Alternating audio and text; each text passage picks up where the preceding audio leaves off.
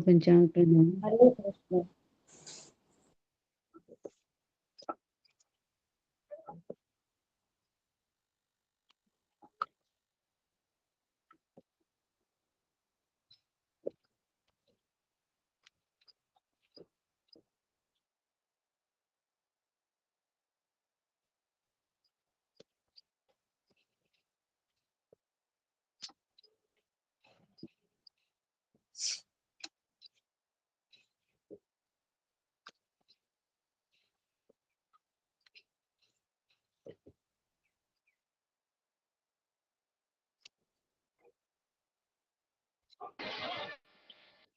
हरे कृष्णा सभी भक्तों को मेरा पंचांग प्रणाम। हरे कृष्णा कृष्ण मोहन प्रभु जी, राधिका माता जी, प्रियंका माता जी, सतीश प्रभु जी, अनिता माता जी, शीला माता जी, साधना माता जी, सभी भक्तों को हरे कृष्णा सभी भक्तों का कृष्ण मोहन प्रभु जी पंचांग प्रणाम। सभी भक्तों पंचांग प्रणाम।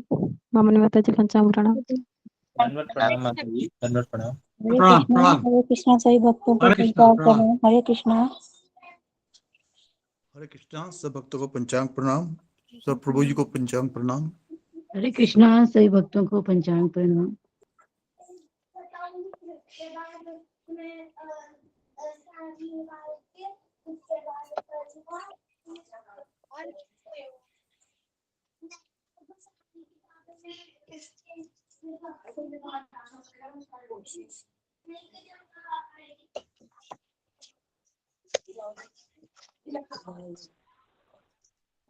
हरे पंचांग प्रणाम।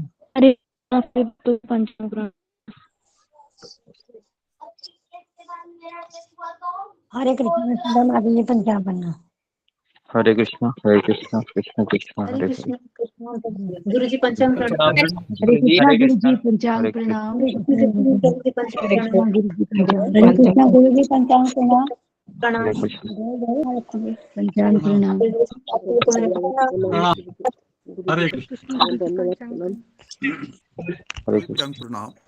हरे कृष्ण हरे कृष्णा सभी भक्तों को प्रणाम। हरे कृष्ण जी ओके। ओम अज्ञानतिमिरन्धस्य ज्ञानाञ्जनशलाकया चक्षुरुन्मीलितं येन तस्मै श्रीगुरुवे नमः। जय श्री कृष्ण चैतन्य प्रभु नित्यानंद श्री अद्वैत गदाधर श्रीवासादि गौर भक्त वृंद। हरे कृष्णा कृष्ण कृष्ण हरे हरे हरे राम राम राम हरे हरे।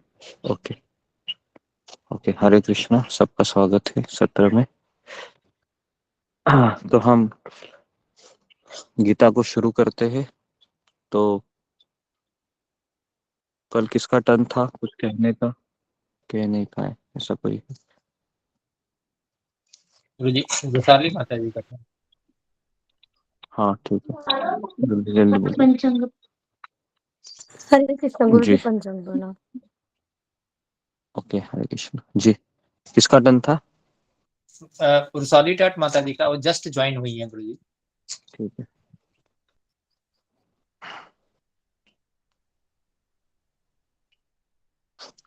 तो वो कह रही है क्या? पूछिए, नहीं तो शुरू वैशाली करते। माता जी, धन्यवाद प्रणाम आपको। हरे कृष्णा।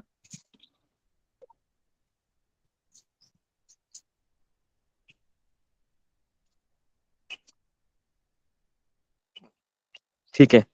तो हम आज का टर्न सुजाता माता जी का है। किसका? सुजाता। सुजाता महापात्रा माता जी। अच्छा, आए हैं वो, ज्वाइन हुए हैं। जी गुरु जी जी हरे गुरु जी, कृष्ण। जी गुरु जी। ओके हाँ बताइए। हरे गुरु जी जो कल का जब चैतन्य लीला चैतन्य चरितमृत के बारे में या जो कल गीता के बारे भगवत में गीता, कल परसों के जो बताइए। जी भगवत गीता जो हमने लिया था। भगवत गीता 5 मिनट के में बारे में। बताइए, 5 मिनट में। जी गुरु जी भगवत गीता जो आप बोले थे। हरे कृष्ण को प्रणाम सब भक्तों। गुरु जी आपको प्रणाम प्रणाम। ये अच्छे से प्रिपेयर नहीं गुरु जी कल का प्रिपेयर हुई थी। हाँ ठीक है। ये भी लिखा है भगवत गीता समझने के लिए हमें ये एक गुरु के प्रति श्रद्धा और शरणागति की से हम समझ पाएंगे। जितने अपने चाहे हम इसका 700 श्लोक को याद क्यों करना कर दे, फिर भी हमें समझ में नहीं आएगा। ये केवल गुरु के प्रति श्रद्धा और शरणागति से ही समझ में आएगी। और महात्मा गांधी ने बोले कि महात्मा गांधी ने आधे संस्कार भगवत गीता पढ़कर भगवत धाम प्राप्त कर सकेंगे। आप बोले थे कि हम भगवत गीता को केवल पढ़कर भी भगवत धाम प्राप्त कर सकते हैं। और पार्वती ने भी अपने पति से कहा कि आप अपने शिव जी जो गीता सुनने के लिए, पार्वती देवी भी शिव जी से ये गीता सुनने के लिए भी लालची थे। और भगवती गीता जो आप बोले थे, ये एक स्वर्णिम जो बॉक्स के तरह है। उनके जो ऊपरी भाग जो जो ज्वेलरी को जो कवर करते हैं, ऊपरी भाग वो पहला 6 अध्याय है। उसे पहले अध्याय को पहले 6 अध्याय को कर्म, हाँ, जो कर्मयोग, और 7 से 12 ये जो प्रेम योग या भक्ति योग, और जो 13 से 18 ये ज्ञान योग, ये है से बीच वाला जो ज्वेलरी के समान है। और ये कर्म और विज्ञान योग ये इनके कवर के जैसे है। और आप 4 क्वेश्चन दिए थे कि गीता, ये भी बताए थे कि गीता, भगवत गीता में कितने श्लोक है, कितने अध्याय है, और कौन सा बड़ा अध्याय है, कौन सा छोटा अध्याय है। ये इसके में क्वेश्चन के आंसर में लिखी थी कि भगवत गीता के में 700 श्लोक और 18 अध्याय है। सबसे बड़ा अध्याय ये 18 वाला जो लास्ट अध्याय मोक्ष योग, और छोटा है 15 वाला, और 12 वाला ये पुरुषोत्तम योग और भक्ति योग। ये सब सबसे छोटा अध्याय है। और भगवत गीता कौन कहा था और कौन लिखा था, किस शास्त्रों से आधार ये उद्धृत है। भगवत गीता को श्री कृष्ण, भगवान श्री कृष्ण स्वयं कहते थे। और ये महाभारत की भीष्म पर्व से उद्धृत है। और थर्ड में भगवत गीता सुनने के लिए उचित मनोभावना, ये मैं पहले से बताई थी कि गुरु के प्रति श्रद्धा और शरणागति से हम भगवत गीता के लिए उचित मनोदशा ये होनी चाहिए। और भगवत गीता की सुनने बख्श के बारे में तो ये बताए थे कि ये जो भगवत गीता पहले ये अध्याय, ये 1 से 6 अध्याय, और ऊपरी भाग है, और नीचे वाला भाग 13 से 18 भाग, और मेन उसके गीता के सारांश 7 से 12 जो भक्ति योग व प्रेम योग। गुरु जी जी जी, ओके, धन्यवाद। तो हरे कृष्णा। कोई बात, ओके। तो अभी हम आगे बढ़ते हैं। तो आज हम पहला अध्याय शुरू कर रहे हैं। तो थोड़ा सा पहला अध्याय एक ही लेक्चर में खत्म करना मेरे लिए एक बहुत बड़ी चुनौती है। तो हम आगे बढ़ते हैं अभी।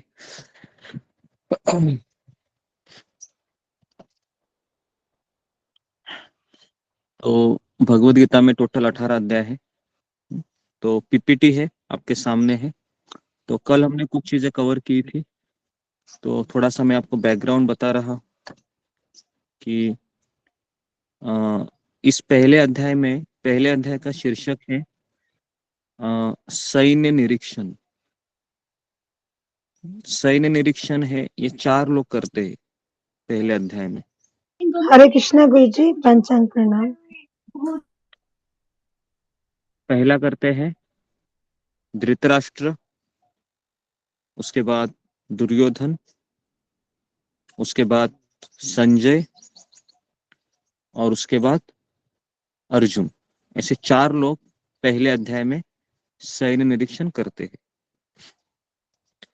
अभी धृतराष्ट्र, पहले हम ये जानेंगे कि धृतराष्ट्र कैसे सैन्य निरीक्षण करते हैं। ओके, तो हमारे सामने एक पीपीटी है। तो राधिका पीपीटी को वहां पर लेके आओ, पहले अध्याय में ये हमने कवर किए थे कुछ कुछ चीजें। नेक्स्ट।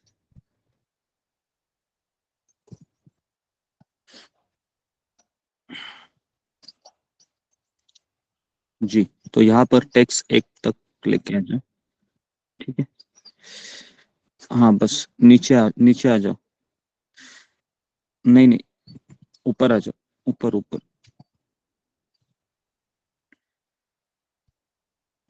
बस यहाँ पर रुको। तो सबसे पहले हम आपको बताएंगे कि धृतराष्ट्र किस तरीके से सैन्य निरीक्षण करता है। और पहले अध्याय का मेन थीम यही रहेगा कि अर्जुन के मन में बहुत संदेह निर्माण होते हैं और वह युद्ध न करने के अनेक कारण देता है। और पहले अध्याय का समाप्ति इसी तरीके से होता है कि अर्जुन है यह बहुत निराश हो जाता है, उसके जीवन में अंधेरा छा जाता है और संजय धृतराष्ट्र को यह कहते हुए समाप्त करते हैं पहला अध्याय कि हे राजन, इस तरीके से गांडीवधारी अर्जुन ने अपना गांडीव रथ के नीचे, है ना, रख दिया और हताश होकर वो माथे पे हाथ रखकर बैठे थे, रो रहे थे। ओके, तो हम देखते हैं अभी सबसे पहले कि धृतराष्ट्र किस तरीके से सैन्य निरीक्षण करते हैं। तो धृतराष्ट्र ये जन्मजात अंधा था। दुर्भाग्य से वह आध्यात्मिक दृष्टि से भी अंधा ही था। उसके 100 पुत्र थे, जिनमें दुर्योधन अग्रणी था और अपने पिता की तरह वो भी समान रूप से धर्म के विषय में अंधा ही था। और पांडव ये धृतराष्ट्र के भाई पांडु के पुत्र थे, लेकिन पांडव ये धार्मिक थे और धृतराष्ट्र के पुत्रों ने उनके न्याय उचित राज्य को अनुचित ढंग से छीन लिया था। अब कुरुक्षेत्र नामक पवित्र स्थान पर दोनों पक्षों के बीच युद्ध शुरू होगा। युद्ध के नतीजे पर धृतराष्ट्र को पवित्र स्थान के प्रभाव का संदेह था, क्योंकि युद्ध ऐसी जगह पर होने जा रहा था जो धर्म क्षेत्र है। इसीलिए धृतराष्ट्र अपने सचिव संजय से पूछताछ कर रहा है। तो पहला जो श्लोक है आपके सामने दिख रहा है, जिसमें धृतराष्ट्र संजय से पूछ रहा है, धर्म क्षेत्रे कुरुक्षेत्रे समवेता युयुत्सवः मामका पांडवाश्चैव किम कुर्वत संजय। किम कुर्वत मतलब क्या किया। ओके, हे संजय क्या किया, किसने क्या किया, मामका मेरे पुत्र ने और पांडवाश्चैव पांडु के पुत्रों ने। कहा क्या किया, धर्म क्षेत्र था कुरुक्षेत्र, है ना, वहां पर वो किसके लिए जमा हुए थे। तो स्वयं कहता है धृतराष्ट्र कि युयुत्सवः, युयुत्सव मतलब युद्ध की इच्छा से वो एकत्रित हुए थे। अभी सवाल यहाँ पर यह आता है कि धृतराष्ट्र इस तरीके का प्रश्न संजय से क्यों करता है। इसके पीछे 4 कारण हैं। तो नेक्स्ट पीपीटी हम देखेंगे, नेक्स्ट स्लाइड आगे बढ़ो। हाँ, तो यहाँ पर आप देख रहे हो कि 4 उसके मन में कारण थे ये सवाल पूछने के पीछे। ये 4 कारण कौन से थे। इच्छा, पहले तो धृतराष्ट्र की इच्छा यही थी कि कौन जीतना चाहिए, कौरव लोग जीतने चाहिए, क्योंकि वो मेरे पुत्र है ना। उसको लगता था कि मेरे ही पुत्रों को राज्य मिले। उसके बाद संदेह, संदेह मतलब भ्रम। क्या था संदेह, कि मेरे पुत्र विजय होंगे या नहीं होंगे, या युद्ध होगा या नहीं होगा, ये भी उसके मन में प्रश्न था। अभी सवाल ये आता है कि धृतराष्ट्र के मन में ये सवाल क्यों था कि युद्ध होगा या नहीं होगा। तो इसके पीछे भी तीसरा कारण ये था कि उसको भय था।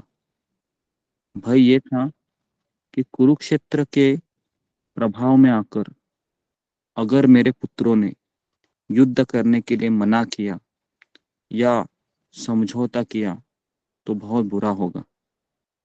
तो इसलिए उसके मन में एक भय था, क्योंकि पवित्र स्थान का एक अपना ही महत्व होता है। जिस तरीके से अगर कोई व्यक्ति पवित्र स्थान वृंदावन में जाता है तो वहां के वातावरण से वो आप्लावित होकर उसके मुख से भगवान का नाम निकल जाता है, चाहे वो कितना भी पापी क्यों ना हो।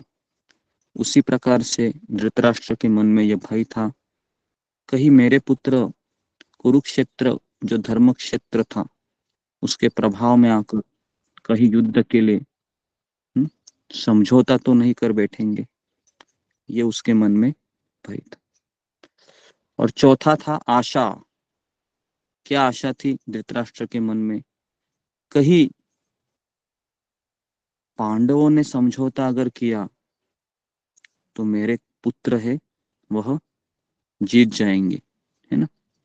तो उसको यह आशा भी थी कि अगर पांडवों के मन में यह इच्छा निर्माण हुई कि हम युद्ध ही नहीं करेंगे, हम ये राज्य दुर्योधन को ही दे देते हैं, तो ये भी एक उसके मन में आशा थी। तो ये है धृतराष्ट्र का सैन्य निरीक्षण। क्या था कि वो सवाल पूछने के पीछे 4 कारण थे। पहले उसकी इच्छा थी कि मेरे ही पुत्र को राज्य मिले। दूसरा, उसके मन में संदेह था, क्या युद्ध होगा या नहीं होगा। तीसरा, उसके मन में भय था, कहीं मेरे पुत्र समझौता तो न कर बैठेंगे धर्म क्षेत्र के प्रभाव में। और चौथा, उसके मन में आशा थी कि कहीं पांडव लोग समझौता तो नहीं कर बैठेंगे ताकि मेरे पुत्र को राज्य मिले। तो 4 उसके पीछे कारण थे। ठीक है, तो ये हो गया धृतराष्ट्र का सैन्य निरीक्षण। Next slide. इसमें हमें एक शिक्षा मिलती है कि भौतिक आसक्ति चिंता का कारण बनती है। इस संसार में कोई समस्या नहीं है। समस्या एक ही चीज का है कि हमारा उस चीज के प्रति बहुत मोह उत्पन्न होता है, बहुत आसक्ति उत्पन्न होती है। कई बार गीता के प्रवचन रोज सुनने के बाद भी वह आसक्ति जाती नहीं है ना। तो इसलिए हमें अगर कोई व्यक्ति बीमार पड़ता है हमारे घर का, या कोई भी चीज अगर समस्याएं आ जाती है, तो सबसे पहला अटैक हमारे भक्ति के ऊपर ही होता है। हम भक्ति थोड़ा सा कम करते हैं, नहीं तो उसको पोस्टपोन करते हैं। तो इसके लिए हमारा सबसे बड़ा चिंता का कारण हमारी भौतिक आसक्ति है, जो घर के प्रति हो सकती है, परिवार के प्रति हो सकती है, या फिर घर की वस्तुओं के प्रति भी हो सकती है। और व्यक्ति को धर्म के प्रति अंधा बना देती है। जिस तरह से धृतराष्ट्र को जब आए थे धृतराष्ट्र के पास और कहा कि आप इस युद्ध को रोक दीजिए, धृतराष्ट्र कहता है कृष्ण को, कृष्ण वासुदेव, मुझे पता है आप भगवान हो, लेकिन क्या करूं, मैं अपने पुत्र से इतना आसक्त हूं कि मैं आपकी आज्ञा को स्वीकार नहीं कर सकता। खुल्लम खुल्ला बोलता है वो धृतराष्ट्र। और अगर अभी आप बोलोगे धृतराष्ट्र पागल था, तो मैं एक बात बताना चाहता हूं, हम सभी धृतराष्ट्र ही है। समझ में आया? हम सभी धृतराष्ट्र ही है। हमारा कहीं ना कहीं आसक्ति छिपी हुई है।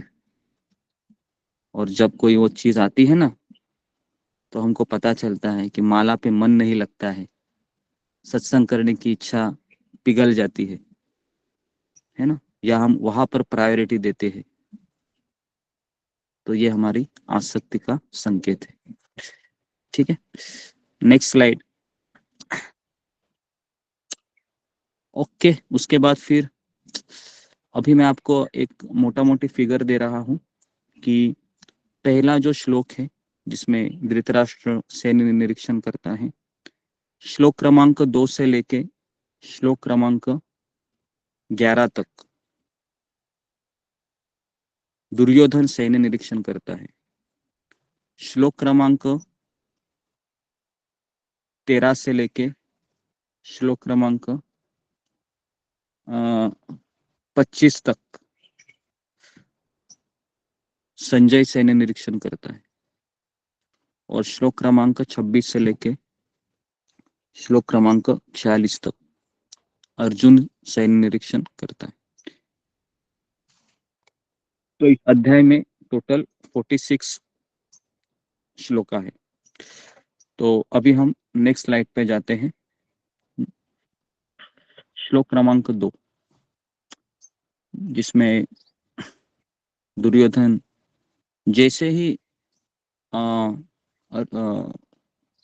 धृतराष्ट्र ये प्रश्न पूछता है, संजय अपना कैमरा है वह दुर्योधन के पास लेके जाता है। क्या किया, सवाल क्या था, मेरे पुत्रों ने क्या किया, पांडु के पुत्रों ने क्या किया। तुरंत कैमरा कहाँ लेके जाता है संजय, दुर्योधन के पास। तो अभी दुर्योधन क्या कहते हैं देखो। दुर्योधन फिर कहा किसके पास जा रहा है, तो वर्णन आता है कि दुर्योधन ये पांडवों की सेना को देखता है। तो यहाँ पर एक मोटा मोटा कैलकुलेशन दिया गया है कि एक अक्षौहिणी सेना में क्या क्या चीजें होती हैं। तो 1,09,650 सैनिक होते हैं, 65,600 घुड़सवार होते हैं जो घोड़े पे बैठकर युद्ध करते हैं, 21,870 हाथी होते हैं, और 21,870 ये रथ होते हैं। तो इस तरीके से एक अक्षौहिणी सेना को देखता है। और कल 2 दिन पहले हमने चर्चा किया था कि पांडवों की सेना में 7 लाख सैनिक थे, कौरव के पक्ष में 11 लाख सैनिक थे। अभी आप कहोगे क्या पांडवों की सेना में जो सैनिक थे, जो राजा ने भाग लिए थे, क्या उनका पांडवों के साथ हमदर्दी थी? तो इसका उत्तर है नहीं। उनका शत्रु कौरव के पक्ष से युद्ध कर रहा था, इसलिए वो पांडवों के साथ हाथ मिला दिए। समझ में आ रहा है? और पूरे कुरुक्षेत्र में 5 ही लोग जीवित 5, 6, 7 लोग जीवित बचते हैं, बाकी सब लोग मर जाते। ठीक है, नेक्स्ट स्लाइड। ओके, तीसरा, हाँ नेक्स्ट। तो तीसरे श्लोक में बताते हैं पश्येता पांडु पुत्रा नाम। तो वो पांडु के पुत्रों को देखता है। तो श्लोक क्रमांक 3 से लेके 6 में पांडवों की सेना की ताकत बताई गई है। महान योद्धाओं के नाम लेता है दुर्योधन। वो द्रोणाचार्य के पास क्यों जाता है, क्योंकि द्रोणाचार्य ये तभी है ना उसके खास आदमी था द्रोणाचार्य। हालांकि सेनापति तभी भीष्म पितामह था। द्रोणाचार्य के पास जाने का एक ही कारण था। ये कारण ये था, कौन बताएगा कि क्यों चले जाते हैं वो द्रोणाचार्य के पास ही दुर्योधन? क्यों भीष्म के पास नहीं जाता है वो, क्यों कर्ण के पास नहीं जाता है? इतने लोग थे, लेकिन दुर्योधन द्रोणाचार्य के पास ही क्यों जाता है? जी तो मैं फिंगर को रेस कीजिए, मैं एक ही व्यक्ति को पूछता हूँ। जी ओके, अशोक चावला। प्रणाम गुरुदेव। क्योंकि द्रोणाचार्य थे के शिष्य थे द्रुपद के पुत्र दोनों ने इकट्ठे उनसे, द्रुपद उनका दुश्मन था और दोनों ने इकट्ठे शिक्षा ग्रहण की थी उनसे, वो दिखाने जी। के लिए कि आपका शिष्य हमारे हम्म। खिलाफ कितना वो अच्छी वो बना रहा है रणनीति, वो बताने के लिए। जी। Okay, very good. तो उत्तर ये है कि पांडवों का जो सेनापति था उसका नाम था, जो द्रुपद पुत्र था उसका नाम है धृष्टद्युम्न। और इनको शिक्षा किसने दिया था? इसको शिक्षा द्रोणाचार्य ने दिया था। तो अभी दुर्योधन बोल रहा है कि आप कितने मंद बुद्धि के हैं और आपका जो शिष्य है ना कितना बुद्धिमान है। तो दुर्योधन की हार का प्रमुख कारण था कि वह गुरु के प्रति अपराध करता है और यहाँ पर ही उसका विजय, है ना, पराजय निश्चित हो जाती है। क्योंकि अगर आप तीसरा श्लोक पढ़ोगे तो उसमें वो सीधा कहता है कि हे द्रोणाचार्य, आप मंद बुद्धि के हैं। सीधा बोलता है वो, अपने गुरु को मंद बुद्धि कहता है। तो इसके लिए गुरु का अपराध वहां पर ही हो जाता है ना। तो उसके लिए उसका पराजय निश्चित हो जाता है वहीं पर, है ना। तो उसके बाद फिर वो 4, 5, 6 में पांडवों के महान, है ना, चेकितान, काशीराज, पुरुजित, कुंती भोज, युधामन्यु, ऐसे इत्यादि, अभिमन्यु, ये सभी महारथी थे, है ना। महारथी का अर्थ क्या है? एट अ टाइम वह बहुत लोगों के साथ युद्ध कर सकता है ना। तो 4, 5, 6 में पांडव की सेना की ताकत बताता है ना। और महान योद्धाओं के नाम खुद लेता है दुर्योधन, कहता है देखो कितने लोग हैं उधर। और बाद में सोचता है, ऐसा लगता है कि मेरी अपनी सेना हतोत्साहित हो रही है, क्योंकि सभी लोग सुन रहे थे ना। तो उसको लगा कि नहीं नहीं, अभी मैं अपने लोगों का भी नाम लेता हूँ। तो फिर श्लोक क्रमांक 7 से लेके श्लोक क्रमांक 11 तक, है ना, अपने पक्ष के महान योद्धाओं का नाम लेता है ना। तो श्लोक क्रमांक 7 में वो हो,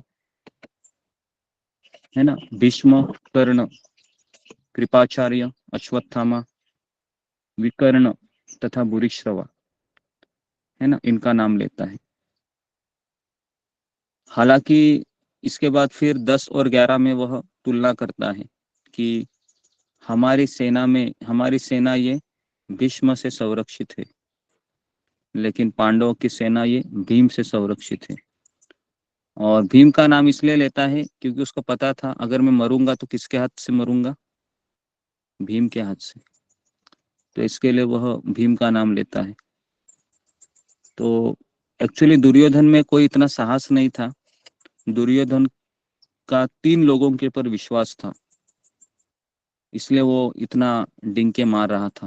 वो 3 लोगों का नाम है द्रोणाचार्य, भीष्म पितामह और तीसरा है कर्ण। अभी भीष्म पितामह ने शपथ लिया था, मैं सबको मारूंगा लेकिन पांडवों को कुछ नहीं करूंगा।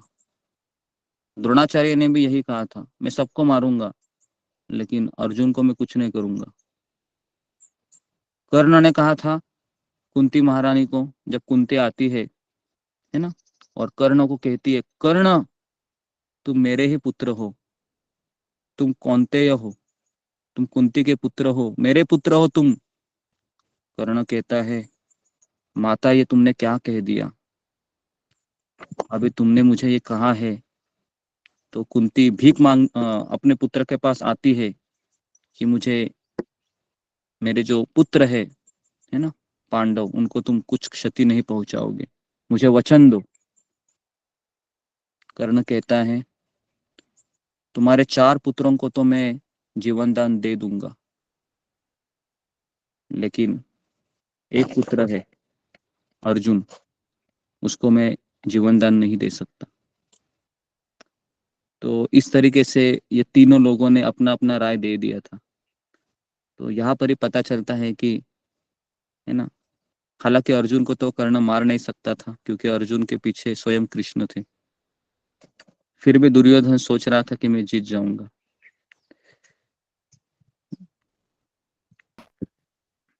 तो इस तरीके से नेक्स्ट शिक्षा इसमें हम ये देखते हैं कि अगर हमारे पास विनम्रता है और अगर हमारे पास सहनशीलता नहीं है, विनम्रता भी नहीं है, सहनशीलता भी नहीं है, तो हम भयभीत या निराश अवस्था में दूसरों पर दोषारोपण करना प्रारंभ कर देते हैं, जैसे दुर्योधन यहाँ पर कह रहा है। दुर्योधन ने सारा दोष किसको लगा दिया? द्रोणाचार्य को लगा दिया। बोल रहा है तुम्हारे कारण सब ये गड़बड़ हो गया है। तो इसके लिए विनम्रता और सहनशीलता ये भक्ति में प्रोमिनेंट रोल निभाती है।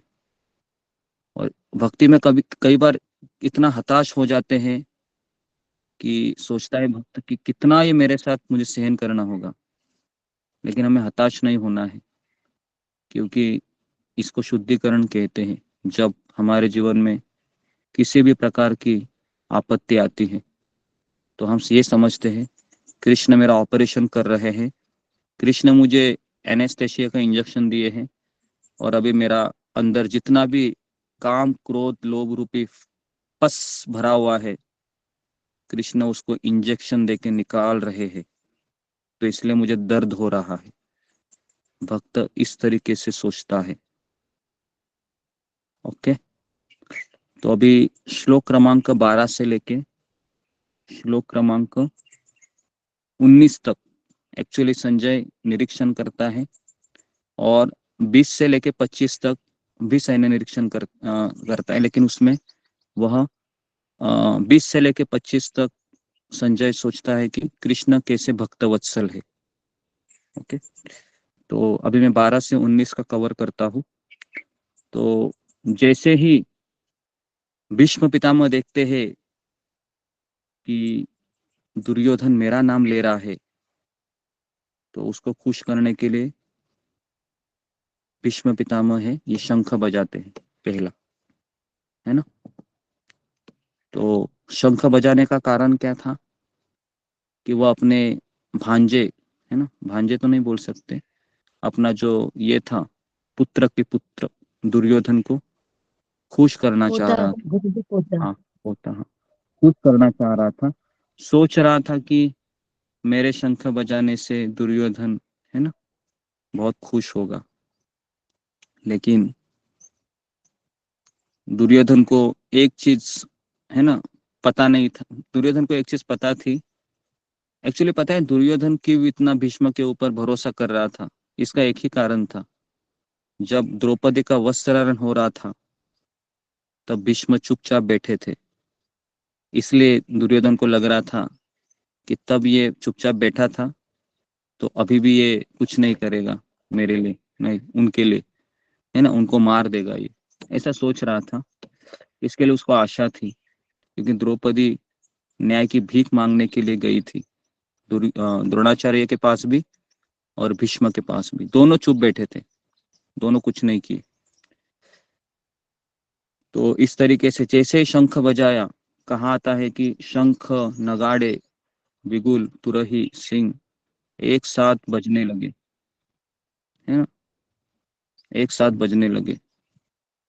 ओके, तो भीष्मदेव ने अप्रत्यक्ष भविष्यवाणी की कि युद्ध में जीतने का कोई अवसर नहीं है दुर्योधन तुम्हारे पास, क्योंकि हमारे दूसरे पक्ष में साक्षात भगवान श्री कृष्ण है। तो इसलिए भीष्म को पता था कि हम युद्ध हारने वाले हैं, क्योंकि भीष्म पितामह ये भक्त है, भक्त ही ने महाजन है, जो 12 महाजन है उनमें से, है ना। भीष्म पितामह एक महाजन है। महाजन मतलब ऐसे भक्त जिनका चरणों का अनुगमन करके हम भगवान को प्राप्त कर सकते हैं। उसके बाद फिर नेक्स्ट की 1.14 यहाँ पर बताया गया है कि माधव पांडवाश्चैव दिव्य शंखो प्रद्युम्न। तो 14वें श्लोक में ये बताया गया है कि भगवान श्री कृष्ण और अर्जुन इनके जो घोड़े थे वो श्वेत रंग के थे, और उनका शंख का वर्णन आता है दिव्य शंख। दिव्य मतलब उनके शंख ये असाधारण थे। दिव्य शब्द का अर्थ है साधारण नहीं थे। अलौकिक। हाँ, कृष्ण के शंख का नाम है हरे पांचजन्य, कृष्ण। हरे कृष्ण। और अर्जुन के शंख का नाम है, अर्जुन के शंख का नाम है देवदत्त। देव देवदत्त। और माधव शब्द का अर्थ क्या है? तो माधव शब्द का अर्थ है भाग्य लक्ष्मी के स्वामी, माधव। तो इस तरीके से यहाँ पर भगवान के शंख को दिव्य कहा गया है। हम सबको पता है कि पांचजन्य शंख कैसे मिलता है। जब सांदीपनी मुनि अपने, है ना, गुरुकुल में जब कृष्ण बलराम पढ़ते हैं, तो कृष्ण बलराम को कहते हैं कि आप मेरे पुत्र को खोज के लेके आइए। उस दौरान समुद्र में जब वो खोजते हैं तो उनको एक पांचजन्य जो शंख में एक राक्षस रहता है ना, उससे वो युद्ध करते हैं, और वो राक्षस ये शंख भगवान को उपहार के स्वरूप दे देता है, पांचजन्य। उसके बाद फिर नेक्स्ट स्लाइड। ओके, फिर 17, है ना, 17 में बताया गया है कि पांडवों की ओर से विभिन्न योद्धाओं ने अपने अपने शंख बजाए। शंख बजाने का अभिप्राय ये है कि मैं अभी युद्ध के लिए तैयार हूं। ओके, तो इस तरीके से जैसे पांडवों ने शंख बजाया, संजय कहता है कौरवों के हृदय विदीर्ण हो गए, कौरव के हृदय में हड़कंप मच गई, भय निर्माण हुआ। ठीक है, तो पांडवों का कृष्ण पर विश्वास था, इसके लिए पांडवों के हृदय विदीर्ण नहीं हुए। जो भगवान के शरण ग्रहण किया है वो किसी भी आपत्ति में भयभीत नहीं होता है। अगर हम गीता क्लास करके जपा करने के बाद भी भयभीत होते हैं कि मेरा क्या होगा अभी, तो समझने का हमारा भगवान के ऊपर श्रद्धा बहुत कमजोर है।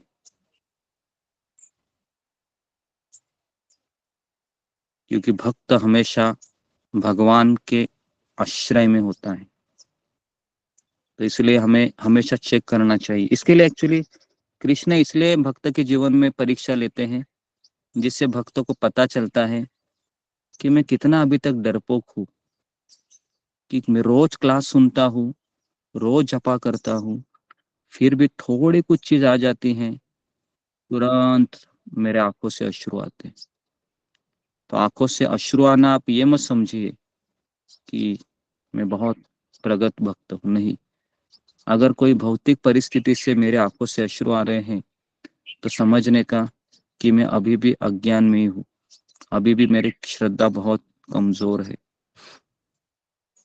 ओके, तो ये हो गया 19 श्लोक। अभी धृतराष्ट्र के पुत्रों को अर्जुन खड़ा देखता है ना? तो संजय कहता है कि अर्जुन के ध्वजा पर हनुमान जी अंकित थे।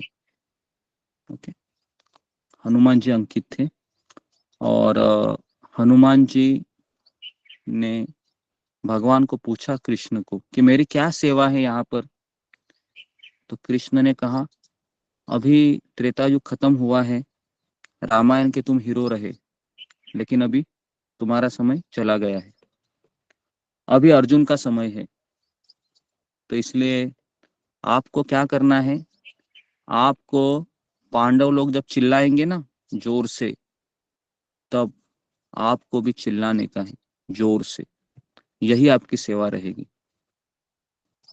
आप सोच सकते हो, है ना, क्योंकि कृष्ण कौन है, वही रामचंद्र है। तो इस तरीके से हनुमान जी को सेवा दी गई थी। तो इसलिए आप कभी ऐसा मत समझिए कि हनुमान जी नहीं थे। कुरुक्षेत्र के युद्ध में हनुमान जी भी थे, लेकिन हनुमान जी ने कोई शस्त्र नहीं उठाया, हनुमान जी केवल चिल्ला रहे थे। युद्ध में पता है चिल्लम चिल्ली बहुत होती है, बहुत चिल्लाते हैं, क्योंकि युद्ध के लिए रजोगुण लगता है। रजोगुण का अर्थ क्या है? बहुत गुस्सा आता है ना। गुस्सा आता है तो व्यक्ति युद्ध कर सकता है। अगर गुस्सा नहीं आता है तो फिर आप युद्ध नहीं कर सकते, है ना। आप सबको पता है जब घर में झगड़े होते हैं, है ना, तो गुस्सा बहुत आता है। गुस्सा होने से हाथ पैर ऐसे एकदम ऐसे एक्टिव हो जाते हैं, खून एकदम खोलने लगता है, बराबर है। तो इसी तरीके से युद्ध में रजोगुण एक्टिव होता है बहुत, है ना। तो यहाँ पर हनुमान जी का यही सेवा था। कपि ध्वज कहा गया है 20वें श्लोक में। कपि मतलब हनुमान जी, ध्वजा में हनुमान जी विराजित थे। इतना सब होने के बाद अभी अर्जुन कहता है, सेनयोर उभयोर मध्ये रथम स्थापतम में अच्युत यावद एता निरीक्षेहम योद्ध कामान अवस्थितान। अर्जुन कहता है कृष्ण को, हे कृष्ण, हे अच्युत, मेरा जो रथ है वो दोनों सेनाओं के बीच में ले चलो। मैं देखना चाहता हूँ कि कौन कौन लोग आए हैं युद्ध करने के लिए। धृतराष्ट्र के दुर्बुद्धि पुत्र को कौन कौन लोग प्रसन्न करने के लिए आए हैं, जरा मैं उनको देख तो लूं। अभी कृष्ण को यहाँ पर अच्युत कहा गया है। अच्युत शब्द का अर्थ क्या है? अच्युत शब्द का अर्थ है कि वो गिरे ना। हाँ, वो कभी अपने पद से गिरते ना नहीं है। हटे गिरते। हालांकि यहाँ पर वो ड्राइवर का काम कर रहे हैं, अर्जुन का सारथी बने हैं, लेकिन फिर भी वो भगवान ही है ना। भगवान ही है, क्योंकि भगवान कोई भी कार्य करे वो भगवान के स्तर उनका बना रहता है। तो इसके लिए उनको अच्युत, च्युत मतलब गिरना, अच्युत मतलब वो कभी गिरते नहीं है। हाँ? तो इस तरीके से अर्जुन को अपने चचेरे भाइयों के साथ युद्ध करने की इच्छा नहीं थी, क्योंकि अर्जुन एक शुद्ध भक्त था, किंतु दुर्योधन की जिद के कारण, है ना, उनको युद्ध करना पड़ा। तो इसके बाद नीचे आ जाइए, नेक्स्ट स्लाइड। तो हाँ, तो हम सबको पता है कि एक समय की बात है कि युधिष्ठिर महाराज ने अर्जुन को कहा कि जाओ तुम द्वारिका में जरा कृष्ण से कुछ सहायता मांगो युद्ध के लिए। दुर्योधन पहले से वहां पर बैठा रहता है। कहाँ पर? भगवान के सर के बगल में बैठा रहता है।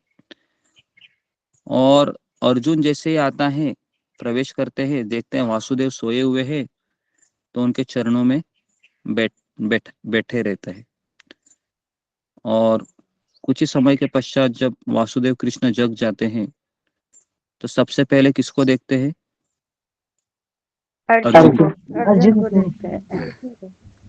अर्जुन को देखते हैं। और जैसे अर्जुन को देखते हैं और कहते, पार्थ, द्वारिका में कैसे आना हुआ तुम्हारा? दुर्योधन खट कर खड़ा हो जाता है, वासुदेव, मैं भी तो यहाँ पर आया हूँ, आपने तो मुझे देखा ही नहीं, हालांकि मैं अर्जुन के पहले आया हूँ। कृष्ण कहते हैं, अरे दुर्योधन जी, आप भी यहाँ पर आए हैं, आपका भी स्वागत है। तो कृष्ण कहते हैं अर्जुन को, पार्थ, बताओ कैसे आना हुआ तुम्हें द्वारिका में? वापस दुर्योधन कहता है, वासुदेव, पहले मुझे तो कुछ बोलने दीजिए। कृष्ण कहते हैं, दुर्योधन, अर्जुन ये तुम्हारे से छोटा है, कुछ मांगने का अधिकार पहले छोटे का होता है, तुम तो बड़े हो अर्जुन से, और वैसे भी ये तुम्हारा हस्तिनापुर नहीं है, ये मेरी द्वारिका है, यहाँ पर जो मैं कहता हूँ वही चलता है। दुर्योधन चिढ़ के गुस्से से शांत हो जाता है। मांगो पार्थ, तुमको क्या चाहिए? अर्जुन कहता है, हे वासुदेव कृष्ण, मुझे आप चाहिए।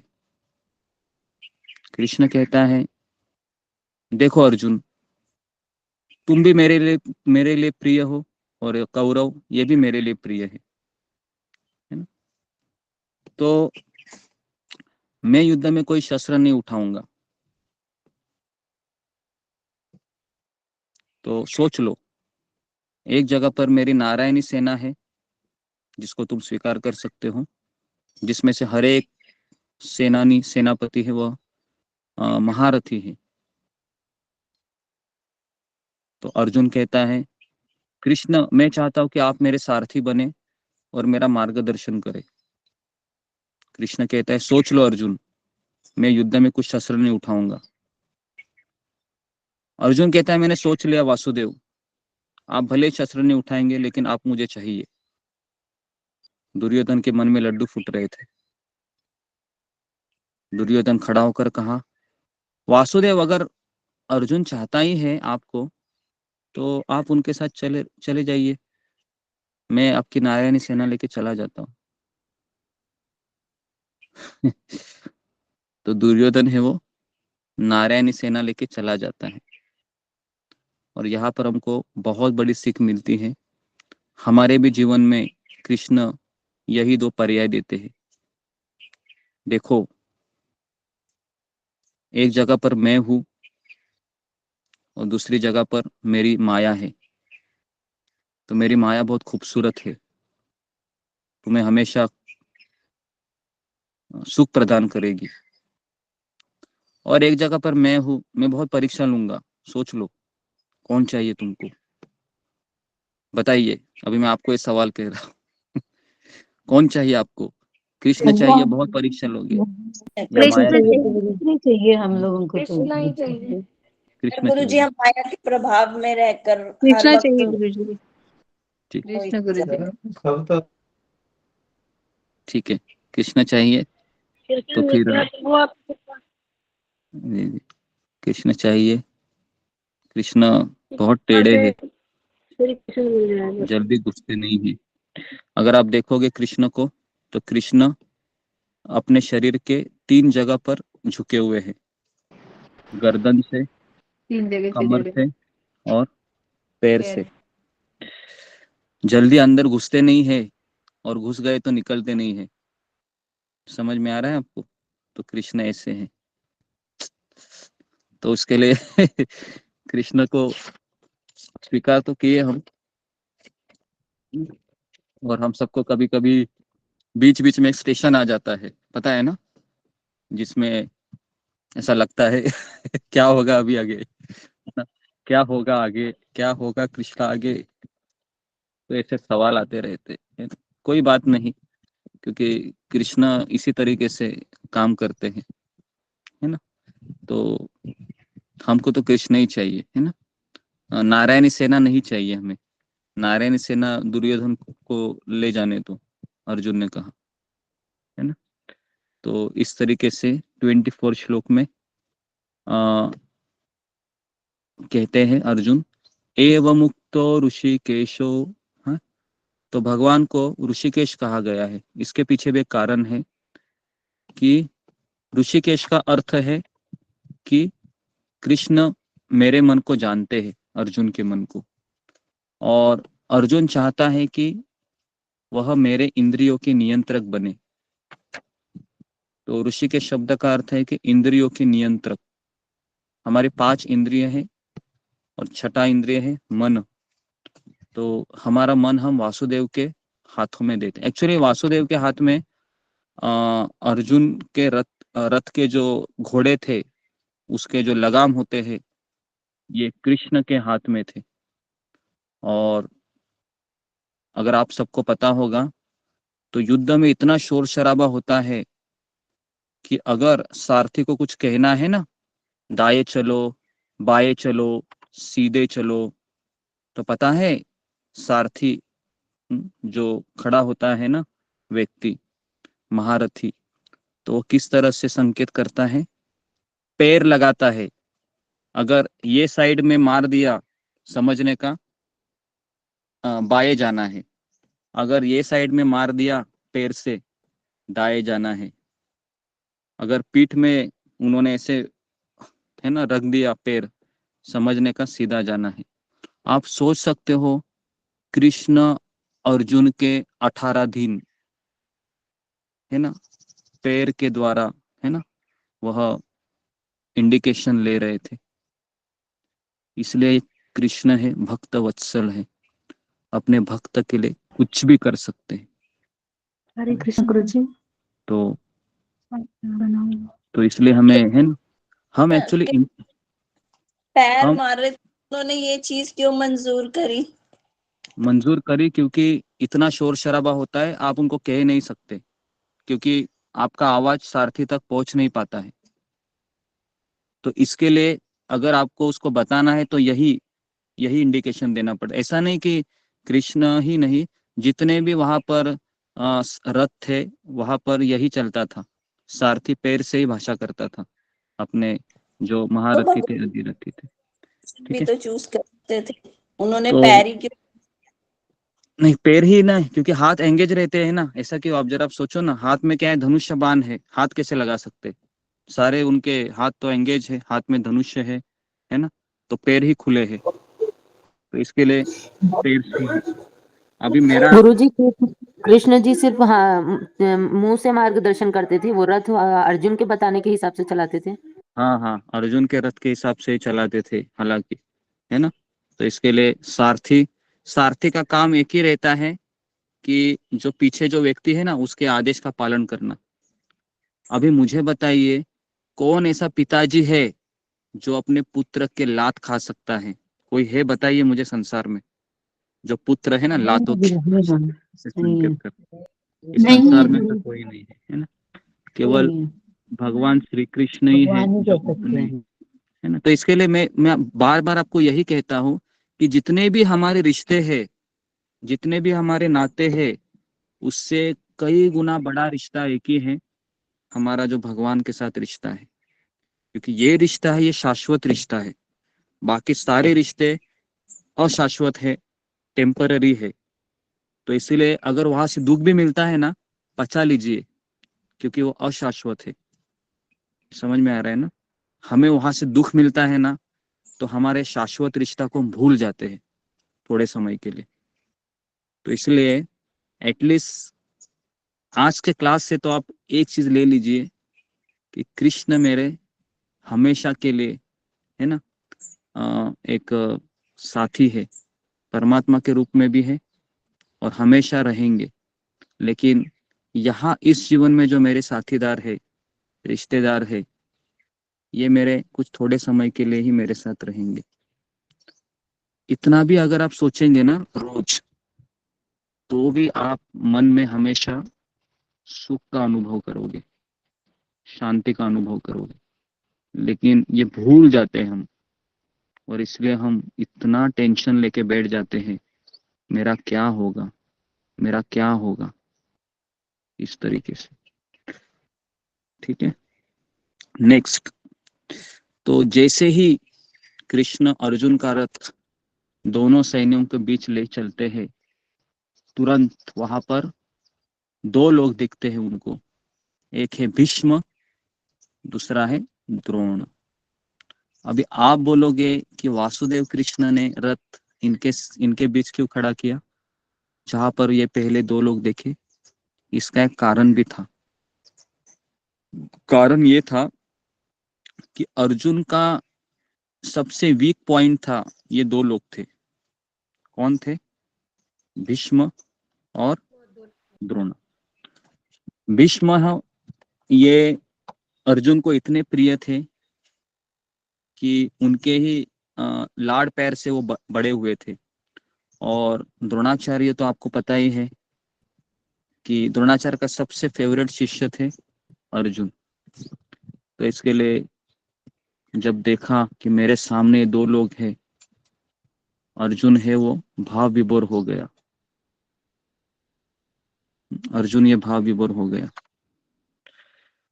और इतना भाव विभोर हो गया कि यहाँ पर कृष्ण ने अर्जुन को अज्ञान में डालते हैं। क्योंकि भगवान श्री कृष्ण अर्जुन को माध्यम बनाकर पूरे ब्रह्मांड का उद्धार करना चाहते थे, और इसलिए उनको ये गीता कहनी थी। जैसे अर्जुन अज्ञान में डालता है ना, तो 26 से लेके 46 तक अभी अर्जुन सैन्य निरीक्षण करेगा। ओके, तो अभी हमारे 3 लोगों का निरीक्षण कवर हुआ है। पहला है धृतराष्ट्र, दूसरा है दुर्योधन और तीसरा है संजय। अभी अर्जुन निरीक्षण कर रहा है। कैसे निरीक्षण कर रहा है देखिए। दृष्टवेपम स्वजन कृष्णम युत्सम सम उपस्थितम सिद्धंति मम गात्राणि मुखम च परिचुष्यति। अर्जुन कह रहा है, पहला कारण दे रहा है अभी युद्ध न करने का। अर्जुन का जो शरीर है वह कांप रहा है, उनका मुंह सूख गया है, रोंगटे खड़े हो गए हैं, त्वचा जल रही है, चक्कर आ रही है ना। तो अर्जुन कह रहा है, हे कृष्ण, मैं युद्ध नहीं करना चाहता। तो पहला कारण दे रहा है कि मुझे मेरे संबंधियों के प्रति बहुत करुणा है। ये मेरे अपने लोग हैं, ये मेरे भाई है। भले दुर्योधन मेरा शत्रु ही क्यों ना हो, लेकिन ये मेरा भाई है ना। ये मेरे गुरु है द्रोणाचार्य, जिन्होंने मुझे शस्त्र विद्या सिखाई है। ये मेरे भीष्म है, जिन्होंने मुझे लाड़ प्यार से बड़ा किया है। मेरे सामने खड़े हैं वासुदेव, मैं कैसे इनके ऊपर बाण चलाऊं। मेरा शरीर थरथरा रहा है, मेरा मुंह सूख रहा है, मेरे रोंगटे खड़े हो रहे हैं, मुझे चक्कर आ रहा है। हे कृष्ण, हे केशी, हे केशी असुर का वध करने वाले, मुझे समझ में नहीं आ रहा है मैं क्या करूं, है ना। मेरा मन चकरा रहा है। भ्रम रूपी राक्षस ने क्या किया है, मेरे ऊपर आक्रमण किया है। तो इसके लिए अभी मैं खड़ा रहने में असमर्थ हूं। मेरा गांडीव धनुष्य मेरे हाथ से सरक रहा है। तो ये अर्जुन का भी परिवर्तन हो रहा है। कितने लोगों के जीवन में ऐसी परिस्थिति आई है पिछले कई आपने जो साल बिताए हैं बचपन से लेकर अभी तक, कि इस तरीके से टेंशन आता है। ओके, आता है ऐसे जी। तो ऐसा आता है, और जब आता है ना, तब अपने आप को हम संभाल नहीं पाते हैं, पूरा डिप्रेशन में चले जाते। ये सब डिप्रेशन के साइन है जो यहाँ पर अभी वर्णित है। डिप्रेशन, एंजाइटी, लोनलीनेस, है ना, पूरी तरीके से सुसाइडल थॉट आना। ये जो अभी फर्स्ट रीजन है, ये पता है क्यों होता है? क्योंकि हमारे आसक्ति बहुत डीप रूटेड होती है किसी चीज के प्रति। तो इसके लिए अर्जुन के मन में ये सारे विकार उत्पन्न होते हैं। ओके, तो ये पहला कारण देता है करुणा। करुणा मतलब दया। लेकिन दया कहाँ होनी चाहिए? तो वर्णन आता है, दया आत्मा के ऊपर होनी चाहिए, शरीर के ऊपर नहीं। हमारी दया किसके ऊपर होती है? शरीर के ऊपर होती है। इसलिए मेरा बेटा अच्छा है, दूसरे का बेटा खराब है ना, बराबर है। जो माँ होती है, अगर 2 बेटे रहेंगे तो अपने बेटे को ज्यादा प्रेम देती है, नेचुरल है। लेकिन पड़ोसी का बेटा रहेगा तो उतना वो प्रेम नहीं दे पाती, क्योंकि मेरा बेटा है। तो यही होता है कि शरीर के प्रति करुणा होती है, तो ये अज्ञान का लक्षण है। जिस तरह से कोई व्यक्ति डूब रहा है पानी के अंदर, समुद्र के अंदर, अगर मैं उसके कपड़े को बचा के लेके आता हूँ, है ना, और वो आदमी डूब जाता है, तो लोग क्या कहेंगे? बेवकूफ है, कपड़े को बचा के क्या फायदा, अरे वो आदमी तो डूब गया ना। तो वैसा हमारी करुणा होती है। हम शरीर के ऊपर करुणा दिखाते हैं और आत्मा को भूल जाते हैं। तो इसके लिए ये करुणा है, ये पहला कारण देता है युद्ध न करने का। नेक्स्ट उसके बाद फिर कहता है अर्जुन कि दूसरा कारण देता है युद्ध न करने का, वह है कि सुख की अपेक्षा, या मुझे इस युद्ध में कोई आनंद नहीं दिख रहा है। ओके, तो क्या कह रहा है कृष्ण को अर्जुन कह रहा है, न च श्रेयो अनुपश्यामि हत्वा स्वजनमा आहवे, न कांक्षे विजयम कृष्ण न च राज्यम सुखानि च। तो अर्जुन कह रहा है कि अगर मैं युद्ध करूंगा, अगर जीतूंगा, तो मुझे क्या मिलेगा? राज्य मिलेगा। लेकिन हे कृष्ण, सारे लोग मारे जाएंगे, मैं अकेला राज्य लेके क्या करूंगा? मेरे लिए सुख बांटने के लिए कोई नहीं रहेगा, तो मुझे ये राज्य नहीं चाहिए।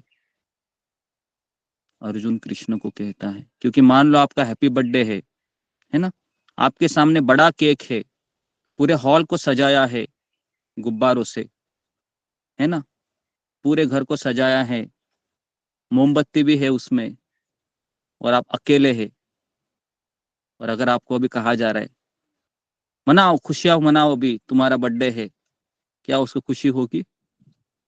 नहीं होगी, है ना, क्योंकि कोई नहीं है साथ में, क्या आनंद आएगा? नहीं आएगा। तो इसलिए अर्जुन कह रहा है कि हे कृष्ण, इन लोगों को मार के मुझे राज्य मिलेगा, कौन रहेगा मेरे साथ खुशी बांटने के लिए? इसके लिए मुझे युद्ध नहीं करना है। दूसरा कारण देता है। दूसरा कारण क्या है? सुख की अपेक्षा, है ना, आनंद की अपेक्षा थी उसको, क्योंकि संबंधियों के बिना आनंद कहाँ है ना। आप सोच सकते हो, अगर कोई व्यक्ति शादी करता है ना, शादी करने के बाद अगर बच्चे नहीं होते हैं तो फिर उसको घर एकदम काटने को दौड़ता है। वो सोचता है कि कुछ मजा नहीं लग रहा है मेरे गृहस्थ जीवन में, है ना। तो गृहस्थ जीवन में दो ही चीजें सुख देती है। एक है जो पत्नी रहती है ना, अच्छा खाना पका कर देती है, उसके बाद मीठा बात करती है। और दूसरा कहा जाता है कि अपना ही पुत्र जब गोदी में चढ़ता है ना, और पापा पापा कहता है, तो उस पुरुष को तो ब्रह्मांड का सुख भी तुच्छ लगने लगता है। पता है आपको? आपका पुत्र जब आपके पास आता है ना हंस के, तो उसको उसको ब्रह्मांड का सुख भी फीका लगता है। ये भागवत में ऐसा बताया गया है ना, इतना उसको आसक्ति हो जाती है अपने पुत्र के प्रति। इसके लिए जब दुर्योधन का जब जन्म हुआ था ना, तो दुर्योधन एकदम चिल्ला रहा था एकदम, और सारा अपशकुन दिख रहा था। विदुर ने कहा, देखो धृतराष्ट्र, ये जो तुम्हारा ये जो पुत्र है ना, पहला पुत्र, ये पूरा कुरु वंश का विनाश कर देगा, इसके लिए इसका त्याग करो। धृतराष्ट्र बोलता है, नहीं विदुर, ये मेरा बेटा है, तुम गलत बोल रहे हो, मेरे पुत्र का मैं त्याग नहीं कर सकता। विदुर ने कहा, इसका परिणाम बहुत भयानक होगा। धृतराष्ट्र बोलता है, चलेगा, लेकिन मैं मेरे पुत्र को त्याग नहीं कर सकता, है ना।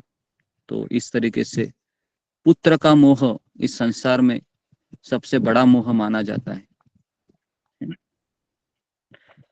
और इसका झटका तभी लगता है जब उसकी शादी होती है। तब तक सब अच्छा रहता है। तो इस तरीके से संबंधियों के बिना आनंद कहाँ है। दो कारण हो गए ना। तो तीसरा कारण अभी हम देखेंगे, क्यों नहीं चाहिए। तो यहाँ पर लिखा हुआ है कि राज्य का आनंद लो, लेकिन किसके साथ, किसके लिए, है ना। तो यही चीज हमने बताई। अभी 36 में तीसरा कारण बताएगा नेक्स्ट। हाँ, क्या हम धन के लिए इतने लोभी हैं, अपने ही लोगों को मार डालेंगे वासुदेव? मैं इतना तो लोभी नहीं हूं ना कि मुझे राज्य के लिए मैं इन लोगों को मारूं। और अगर मैं इन लोगों को मारूंगा तो मेरा क्या होगा? मुझे क्या नरक बात जाना कर रहे हैं? पड़ेगा, है ना। मुझे नरक जाना पड़ेगा, और मैं नरक जाना नहीं चाहता हूँ। इसके लिए मुझे पाप का भय है। है ना। तो इस तरीके से यहाँ पर बताया गया है कि पाप का भय, है ना। तो 6 प्रकार के लोग होते हैं, है ना, जिनको मारने से पाप नहीं लगता है। तो नेक्स्ट स्लाइड। इनको आतताई कहते हैं। पहला लिखिए, जहर देने वाला, जहर देने वाला। दूसरा है घर में आग लगाने वाला। तीसरा है भूमि हड़पने वाला, जमीन। चौथा है हथियार से आक्रमण करने वाला। पांचवा है धन लूटने वाला। और छठा है पराई स्त्री का अपहरण करने वाला। इन 6 लोगों को मारने से पाप नहीं लगता है। हाँ, इसके लिए सांप को मारने से पाप नहीं लगता है, क्योंकि सांप ये जहरीला प्राणी है। जी विष का मतलब क्या हुआ, जैसे विष जहर वाला? जहर, जहर देने। हाँ, विष मतलब जो विष। पांचवा कारण क्या है? मुझे पांचवा बताइए। नहीं, आपके सामने ही देखो, है ना, स्लाइड में देखो 6 चीजें लिखी है, आप उसको नोट कर सकते हो। स्लाइड में देखिए, जहर देने वाला है, और घर में अग्नि लगाने वाला, भूमि हड़पना, उसके बाद फिर कहाँ गए, उसके बाद फिर हथियार से आक्रमण करने वाला, धन लूटने वाला, पराई स्त्री का अपहरण करने वाला। ये 6 प्रकार के लोगों को मारने से पाप नहीं लगता है। तो अर्जुन पूछता है, क्या हम धन के लिए इतने लोभी हैं, अपने ही लोगों को मार डालेंगे? कृष्ण कहता है, ये सब आतताई है। अर्जुन कहता है, आतताई हुए तो क्या हुआ, है तो अपने ही है ना। तो प्रॉब्लम अभी अर्जुन का क्या हुआ कि वो गलत तरीके से थोड़ा सोच रहे हैं। अर्जुन का आसक्ति, मोह यहाँ पर हो रहा है कि वह सोचता है कि ये लोग भले ही आसुरी क्यों ना हो, लेकिन अपने ही लोग हैं, तो इसके लिए कैसे मैं मारूंगा। हालांकि एक क्षत्रिय का धर्म होता है कि अगर विपक्षी दल के द्वारा अगर युद्ध के लिए या जुए के लिए चुनौती देते हैं तो उसको अस्वीकार नहीं किया जा सकता। तो अर्जुन ने सोचा कि इसे स्वीकार न करना ही अच्छा है। तो अर्जुन इस तरीके से सोच रहा था, है ना। तो तीसरा कारण क्या है? तीसरा कारण है कि पाप का भय। अर्जुन को लग रहा था मैं पाप करूंगा, इनको मारूंगा तो। Okay, next. उसके बाद चौथा कारण देता है कि अगर मैं युद्ध करूंगा और सारे लोग मारे जाएंगे तो कुलक्षय प्रणश्यन्ति, समाज में नारी है वह क्या हो जाएगी, दूषित हो जाएगी। कुल स्त्रियों की सुरक्षा, तो कुल का नाश हो जाएगा, क्योंकि सारी स्त्रियां विधवा हो जाएगी।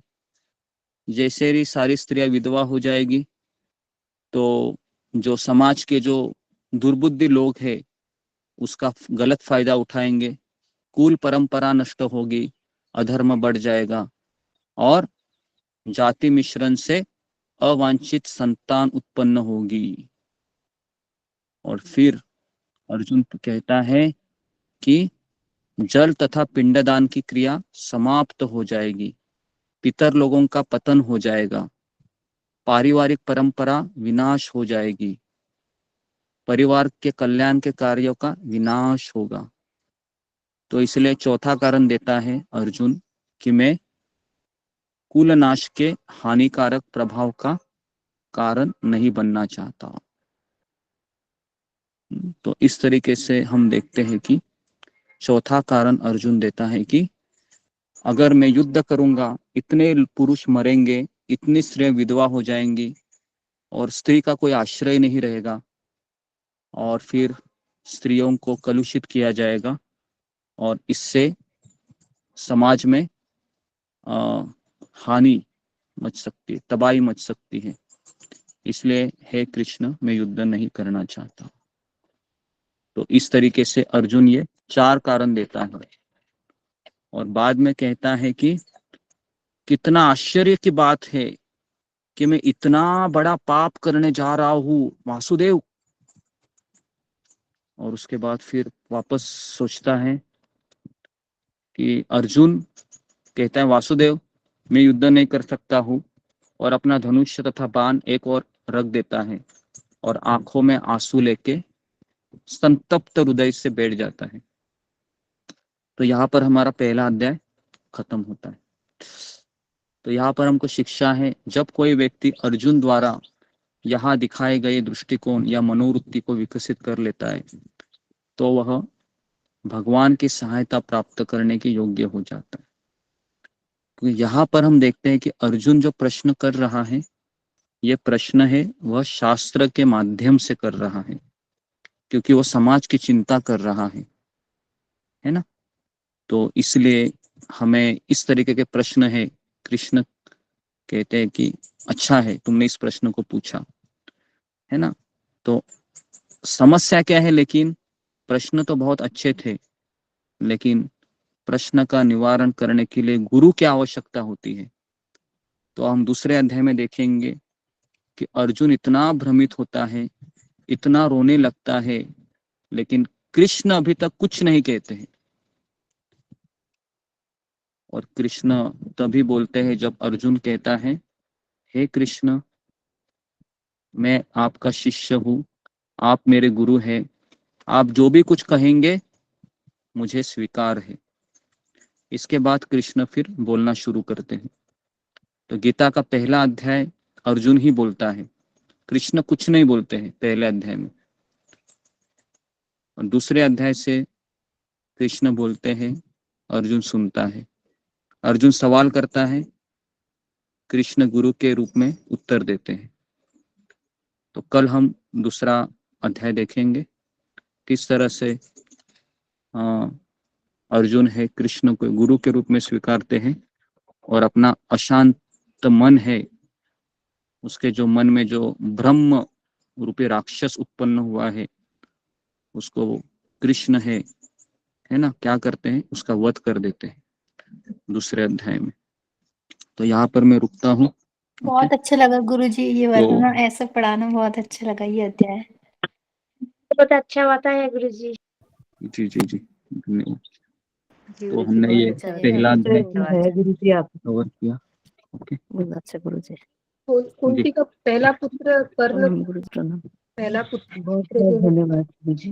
जी जी, किसी का कुछ प्रश्न है तो हम 5-10 मिनट थोड़ा सा हम प्रश्न लेंगे, तो फिंगर को रेज कीजिए, केवल पहले अध्याय के ऊपर ही प्रश्न कीजिए अगर किसी के मन में है तो, नहीं तो आप कोई दूसरा बाहर का कोई प्रश्न मत कीजिए, है ना। तो कर्ण के बारे में थोड़ा सा मैं आपको बताता हूँ कि कर्ण, जब कुंती महारानी शादी के पहले एक लड़की थी तो उसके घर में दुर्वासा मुनि आए थे और दुर्वासा मुनि की इतनी अच्छी सेवा करती है कि दुर्वासा मुनि उसको एक वरदान देते हैं कि तुम कोई भी देवता को बुला सकती है और उससे पुत्र उत्पन्न कर सकती है। तो लड़की थी तो उसने अपने बाहर सूर्य को देखा, खिड़की के बाहर, और सूर्य देवता का आह्वान किया। सूर्य प्रकट हो गए वहां पर और सूर्य ने कहा कि मुझे तुमको पुत्र देना होगा। कुंती ने कहा कि मैं तो अभी भी एक औरत हूँ, मैं लड़की हूँ, मेरी अभी तक शादी नहीं हुई है, समाज क्या कहेगा। तो सूर्य कहते हैं कि तुम उसकी चिंता मत करो, कि वो जो लड़का रहेगा ना, वो लड़का हमेशा वो जो पुत्र रहेगा, वो पुत्र को प्राप्त करने के बाद में तुम वैसे ही पवित्र रहोगी। लेकिन फिर भी कुंती ने कहा कि मुझे नहीं चाहिए पुत्र। तो सूर्य कहता है कि तुमने जिस मंत्र का उच्चारण किया है उससे तुमको पुत्र लेना ही पड़ेगा, बिना पुत्र लिए मैं जा नहीं सकता। तो वशीकरण मंत्र था वो। तो इसके लिए कुंती को कर्ण का जन्म होता है सूर्य पुत्र के रूप में, और फिर कुंती उसको गंगा में बहा देती है और आगे चल के वो कर्ण के रूप में प्रसिद्ध हो जाता है। तो ये इसके लिए कुंती शादी के पहले उनको पुत्र रहता है कर्ण। ओके, उसके बाद ओके, और एक प्रश्न है किसी का? जी, यशिका बोलो। हरे कृष्णा प्रभु जी, पांचांग प्रणाम। प्रभु जी, जिसमें ये था कि जो आतताई व्यक्ति होते हैं उनको मारना या उनसे लड़ाई करना, मतलब ये शास्त्रों में लिखा हुआ है, ये विरुद्ध नहीं है। जैसे विष देना प्रभु जी, विष कैसे, डायरेक्ट विष देना या विष की तरह बोलना, विष में और क्या क्या आ सकता है प्रभु जी? बोलना ये नहीं है, बताइए। विष देने का अर्थ है कि जिस तरीके से कोई आपको जहर देता है या फिर जो सांप होता है ना, सांप ये आपके अंदर जहर उगालता है, या फिर जहरीला कोई प्राणी है ना, अगर वो आपके संपर्क में आपको दिख रहा है तो उसको हम मार सकते हैं, है ना। तो ऐसा नहीं कि जहरीले शब्दों का उच्चारण, वो तो हमको सहन करना है, ठीक है जी। जी जी, हरे कृष्ण प्रभु जी। उसके बाद तितली मिश्रा। हरे कृष्णा गुरु जी। हाँ, मैं भी यही पूछ रही थी गुरु जी कि मान लीजिए मेरे सामने सांप आ गया है और वो मुझे काटने वाला है, ऐसी स्थिति में कोई अगर दूसरा व्यक्ति उस सांप को मार देता है तो क्या उस पे पाप लग जाता है क्या, हत्या का? यही भागवतम में एक श्लोक है कि सांप को मारने से कोई पाप नहीं लगता है। अच्छा, तो इसके यही लिए जान। हाँ, साधु संत भी प्रसन्न होते हैं जब सांप को मार दिया जाता है। छिपकली को मारने से गुरुजी? हरे कृष्णा। मुझे ऐसा लगता है कि छिपकली को हम भगा सकते हैं, है ना, थोड़ा सा। और अगर छिपकली भी जहरीली होती है तो आप उनको जिस तरह से छिपकली को मारने के लिए कुछ बॉर्डर वगैरह भी होते हैं, खड़ू वगैरह होते हैं, या ऐसे एक यंत्र भी आते हैं जिसके साउंड से भी वो कीटाणु है वो चले जाते हैं। तो पहले हम उस उपाय को देखकर करते हैं, जिस उपाय से अगर वो भाग सकते हैं तो तुरंत मारना नहीं चाहिए। और छिपकली इतनी खतरनाक नहीं होती है जितना सांप होता है, लेकिन फिर भी हम कितने लोग छिपकली से बहुत डरते भी है ना। अचानक दिखती है तो बाप रे बाप, ऐसा लगता है कि मुझे ही देख रही है वो छिपकली, ऐसा भी लगता है।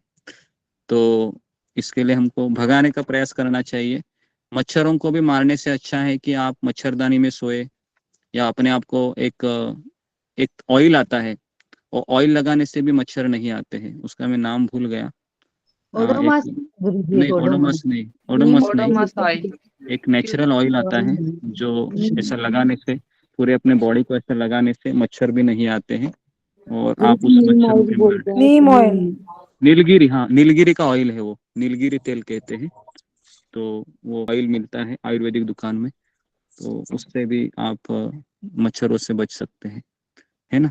और चूहा है अगर घर में रहता है तो चूहे को आप वो चूहे का एक ये आता है, यंत्र आता है जिसमें वो ये रहता है, उसमें वो उसको पकड़ सकते हैं चपाती लगाकर या कुछ लगाकर, और उसको फिर बाद में आप छोड़ सकते हो कहीं पर।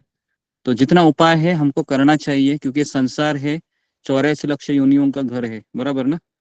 84 लाख योनि है, सब रह सकते हैं। तो हमें किसी को मारना बिरना तो बाद तभी करना चाहिए जब सांप वगैरह जहरीले, अगर कोई कीटक है या बिच्छू है ना, बिच्छू को मार सकते हैं क्योंकि बिच्छू जहरीला होता है, इस तरीके से। ओके जी। हरे कृष्ण गुरु जी। हाँ जी गुरु जी, जैसे ही कहते हैं कि सबके अंदर भगवान है, जैसे कि, और जहाँ तक मेरा अनुभव है, जब से मतलब घर पे जो ऑल्टर सब हैं, तब से तो कोई जैसे सांप वगैरह तो नहीं दिखता है, जैसे कि जहरीली या कुछ। तो ऐसे में अगर सांप कहीं पे दिखे तो हम प्रणाम करते हैं जैसे कि, तो वो चला जाता है। तो इसमें पहले पहले शुरुआत में ही मारना तो कहाँ ठीक हाँ लगता है, जी, मतलब बिना हाँ, तो जाने। मैं वही कह रहा हूँ। हाँ, तो अगर आप उसको भगा सकते हैं, या अगर सांप है, अगर एक जगह पर बैठा है तो आप किसी को बुला सकते हो, है ना। सांप पकड़ने वाला व्यक्ति आता है, उसको लेके चला जाता है, उसको छोड़ देता है जंगल में, तो उसकी जान बच सकती है। तो मारने के पहले अगर कोई हम उपाय कर सकते हैं, लेकिन अगर आपके ऊपर आक्रमण कर रहा है तो फिर आप अपनी सुरक्षा के लिए उसको मार सकते हैं, इस तरह। ठीक है जी। वर्षा पवार। गुरुजी, द्रोणाचार्य क्यों दुर्योधन के साइड से थे? क्योंकि द्रोणाचार्य ये दुर्योधन के कौरवों के पक्ष में एक जॉब कर रहे थे, एक नौकरी कर रहे थे, वेतन पा रहे थे वो। तो इसके लिए जिसका हम नमक खाते हैं ना, तो फिर हम उसके ऋणी बन जाते हैं। तो इसके लिए द्रोणाचार्य ने कौरवों का साइड लिया। और भीष्म पितामह भी ऐसे ही थे, उन्होंने भी कौरवों का नमक खाया है। तो इसके लिए वे उन्होंने दोनों भी तो हस्तिनापुर को शपथ ली थी ना। नहीं, शपथ भी लिए, लेकिन वहां पर वो एक तनख्वाह पाते थे, भीष्म पितामह भी और द्रोणाचार्य भी। तो क्योंकि भीष्म पितामह ने कहा था मैं आजीवन ब्रह्मचारी रहूंगा, और वहां पर एक सेनापति के रूप में वो कार्य कर रहे थे। हालांकि उसी परिवार के हिस्से थे, लेकिन फिर भी धृतराष्ट्र ये मेन राजा था, उसका पुत्र ये राजकुमार था। तो इसके लिए भीष्म पितामह को भी उन्हीं की साइड लेनी पड़ी। ठीक है, नेक्स्ट, धन्यवाद। रजनी जखमोला।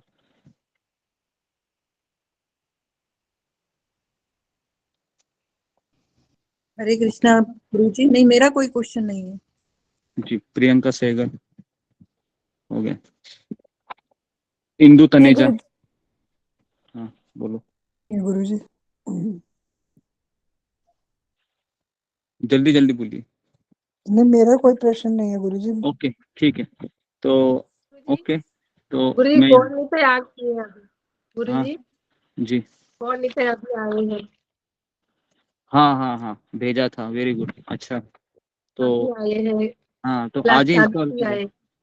जी जी, तो एकादशी के दिन हम इंस्टॉल करते हैं उनको, है ना।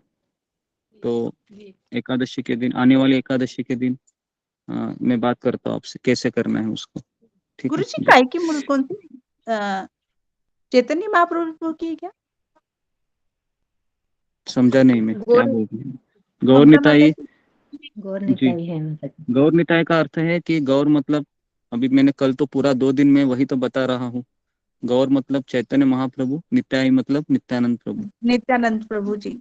जी जी गुरु ओके। जी, वो तो पता। तो हाँ हाँ तो इन दोनों को पहले हमको पूजा करनी चाहिए, उसके बाद जी हमको राधा कृष्ण की पूजा करनी चाहिए।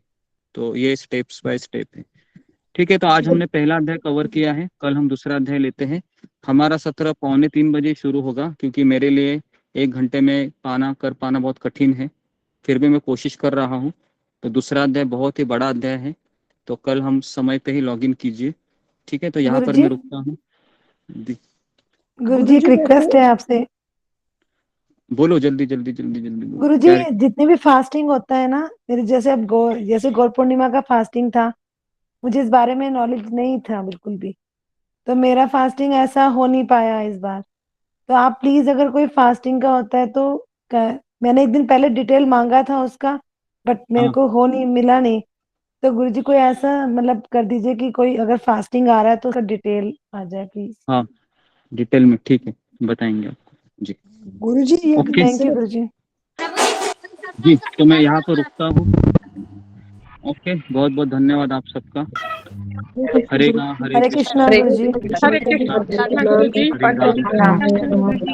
सभी भक्तों को सभी प्रणाम। सभी प्रणाम। भक्तों को पंच हरे नाम गुप्ता प्रणाम। हरे कृष्णा। प्रणाम भक्तों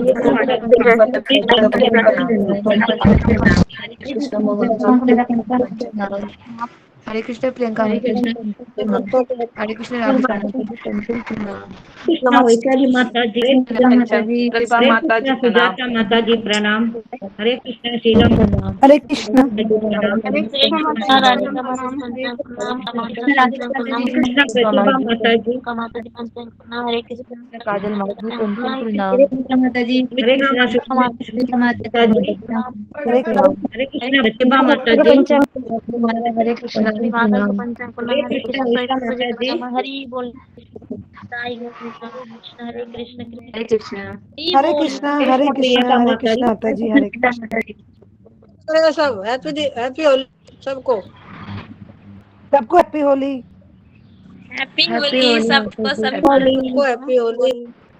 हैप्पी होली सभी माताओं को। सबको हैप्पी होली है। सभी प्रभु जी को हैप्पी होली। हैप्पी होली